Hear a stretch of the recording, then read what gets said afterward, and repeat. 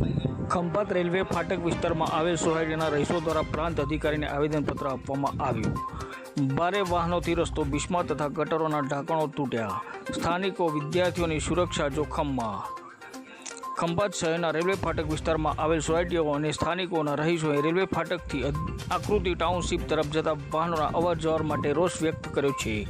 સ્થાનિકોના જણાવ્યા મુજબ આ વિસ્તારનો રસ્તો મુખ્ય માર્ગ સાથે જોડાયેલો હોવાથી સતત ભારે ટ્રકો અને મોટા વાહનો પસાર થાય છે, જેના કારણે રસ્તો બિસ્માર હાલતમાં થયો છે અને રસ્તો તૂટી જવાથી સ્થિતિમાં પહોંચી ગયો છે. રહીશોનું કહેવું છે કે ગટર લાઇનના ઢાંકણા પણ તૂટી ગયા છે અને રસ્તા પર પાણી ભરાઈ જતા લોકોને ભારે હાલાકીનો સામનો કરવો પડી રહ્યો છે. સ્થાનિકોની માંગ છે કે આ રસ્તા ઉપર ભારે વાહનોની અવરજવર પર પ્રતિબંધ મૂકવામાં આવે અને તાત્કાલિક ગટરોનું સમારકામ કરવામાં આવે, જેથી ભવિષ્યમાં કોઈ મોટી દુર્ઘટના ના સર્જાય. જો આવનાર સમયમાં આ સમસ્યાનો હલ નહીં થાય તો રહીશો દ્વારા ઉગ્ર આંદોલનની ચીમકી પણ ઉચ્ચારવામાં આવી છે. કોંગ્રેસ શહેર પ્રમુખ શાવતસિંહ ગોહિલ તથા સોસાયટીના અગ્રણી તૌસીફ સૈયદ સહિત મોટી સંખ્યામાં રહીશો ઉપસ્થિત રહ્યા હતા.